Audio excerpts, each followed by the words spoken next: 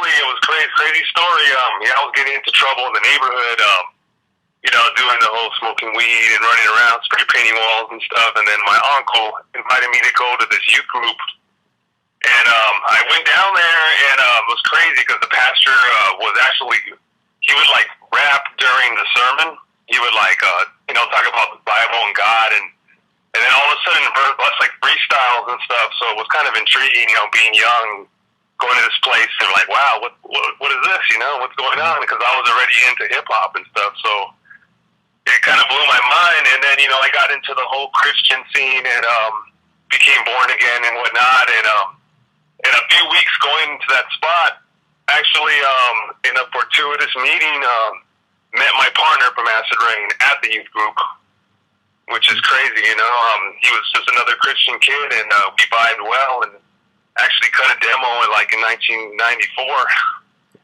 And then from there on, we just took off and then just kept changing the name, until we got the right name. At first, we started with many names, Mellifluence, 3 p.m., and just various names until in 1996, I was like, yeah, let's call ourselves Acid Rain. And we just went, started doing it. So the demo in 94, the first one you cut, was that Christian in tone then? Yeah, definitely. Christian, it was really slow, the way we kind of just developing artists back then. We used to record in karaoke machines at about like 16, 17 years old. Mm-hmm. So we were in development right there, trying to find our style, trying to find our sound. And I would say like the Christian scene and the Christian rappers around us, like Future Shock and LPG, and a lot of these guys actually influenced us a lot. And, they showed us who, like, Freestyle Fellowship were, and Leaders of the New School, and Organized Confusion, a lot of secular stuff that we still didn't know about. But they were really schooled in, the whole hip-hop scene and stuff like that. And they used to go to Unity back in the day, which is, a club ran by Big B, rest in peace, back then. And, take off to Unity.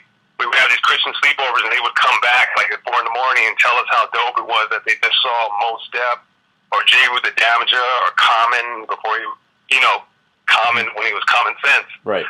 And kind of just like break down the story, and we would kind of fascinate, have this fantasy thing about being there. Like, man, I wish we were there. We're too young to, be at these spots. But I would say like those guys, LPG, Future Shock, a lot of the Tunnel Rat family and LA Symphony and all those guys are really mentors to us as far as, teaching us about the roots of hip-hop and furthering our knowledge in that realm. So it was cool, man. Was it ever hard, like at that point being born again and active in your faith, to reconcile some of the subject matter that certain songs and like styles would get into? Or has it always been like pretty easy for you to separate art from morality? Well, right now I would say that I'm a backslider as far as in a Christian sense. Mm-hmm. I don't practice Christianity anymore. But what I got out of it was morality, and I just became a really moral person, really humble person, and I don't think I would have been the same person I am now if it wasn't for delving into the Christianity and becoming born again. And it's good. Anyone who if God can help help that person out, if they believe in God and it gets them off drugs or whatever, and more power to them. And that's what it did to me. It just made me a moral person and helped me out. Being in that Christian realm. Mm-hmm. And I wouldn't regret, or I wouldn't take back any of those moments, any of those years. Right. Definitely.